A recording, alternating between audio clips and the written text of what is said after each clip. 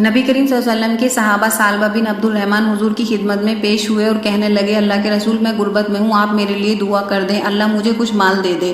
آپ نے فرمایا، تو جس حال میں ہے تیرے لیے یہی حال بہتر ہے۔ لیکن سالبہ نے کہا، نہیں حضور، دعا کر دیں۔ آپ نے اللہ سے دعا کی۔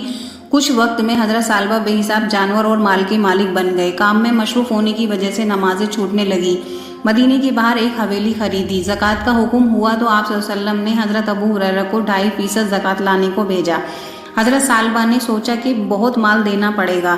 سالبہ نے حضرت ابو ہریرہ سے کہا، رسول اللہ سے کہنا کہ میں خود آؤں گا۔ جب حضرت ابو ہریرہ نے یہ بات آپ صلی اللہ علیہ وسلم کو بتائی تو آپ نے فرمایا، میں نے کہا تھا کہ تیرے لیے مال بہتر نہیں ہے، افسوس وہ ہلاک ہو گیا۔ حضرت سالبہ کو احساس ہوا اور وہ دوڑتے ہوئے حضور کے پاس آئے اور کہا، حضور میں زکوٰۃ لے آیا ہوں، آپ قبول فرما لیں۔ حضور نے فرمایا، مجھے بلال کی خشک کھجوریں قبول ہیں پر تیرا مال قبول نہیں۔ حضرت سالبہ نے